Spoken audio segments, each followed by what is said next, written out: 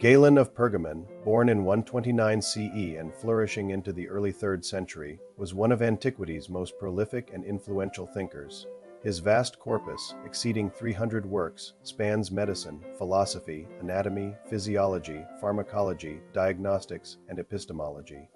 A Roman physician, philosopher, and scientist, he served emperors like Marcus Aurelius and treated gladiators in the arenas, crafting a legacy that dominated Western thought for over 1,500 years. His writings, preserved through Greek originals, Arabic translations by figures like Hunayn ibn Ishaq, and Latin renditions in medieval Europe, offer a window into a mind that sought to unify empirical observation with rational inquiry and practical healing with speculative depth.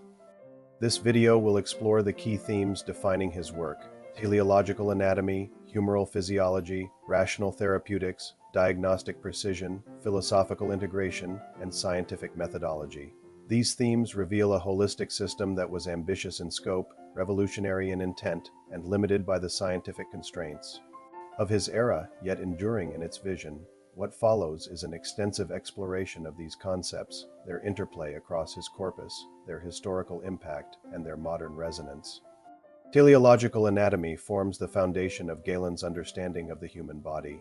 Nowhere is this more evident than in On the Usefulness of the Parts of the Body, a 17-book magnum opus written between 169 and 175 CE during his First Roman period. Here, Galen presents the body as a marvel of design, where each organ, limb, and tissue serves a specific purpose, crafted by nature or a divine creator. He extols the human hand, with its opposable thumb enabling arts, writing, and surgery, calling it the instrument of instruments and proof of human superiority. In Book 3, he details the leg structure, supporting upright posture in contrast to animal forms. In Book 11, he dissects the brain, describing its role in sensation and motion, though he mistakenly places the soul in its ventricles.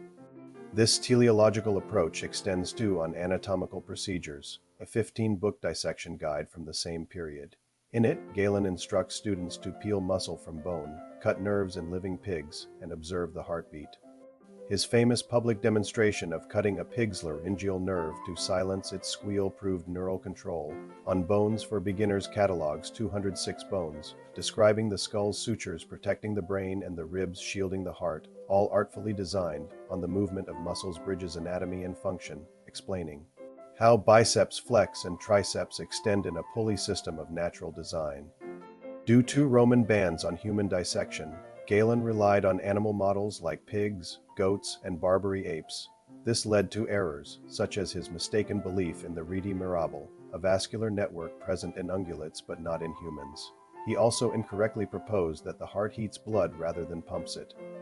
Despite these inaccuracies, his meticulous observations influenced Renaissance anatomy. Galen's teleological perspective shaped medieval law of the body's structure and continues to inform modern appreciation of anatomical adaptation.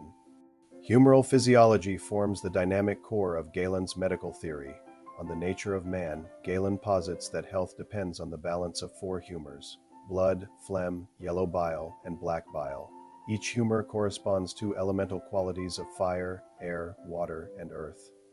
In On the Natural Faculties, Galen describes how the liver attracts nutrients like a magnet, transforms food into blood, and expels waste. The heart heats the blood with vital pneuma, while the brain governs the body with psychic pneuma.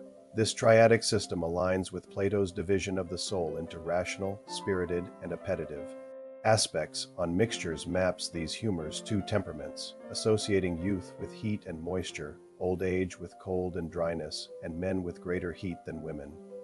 Despite errors such as his belief that the liver produces blood and his lack of knowledge about germs, Galen's physiological framework endured.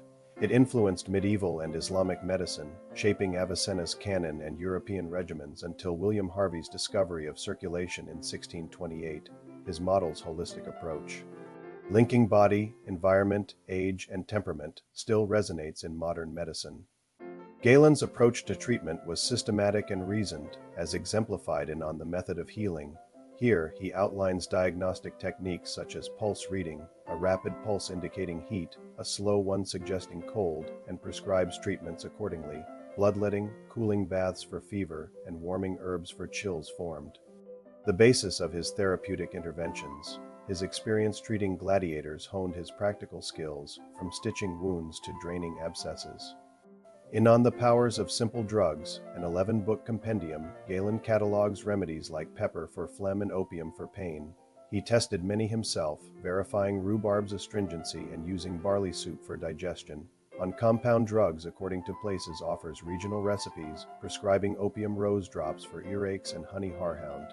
For coughs, his On Health promotes preventative care, advocating for wet nurses for infants, daily walks for adults, and spiced broth for the elderly. Despite over-reliance on venesection and a lack of chemical understanding, Galen's tailored approach prefigured personalized medicine. His rigorous therapeutic methodology influenced medieval apothecaries, Islamic pharmacology, and Renaissance herbalists. Some of his remedies, like honey's antiseptic use, remain relevant today.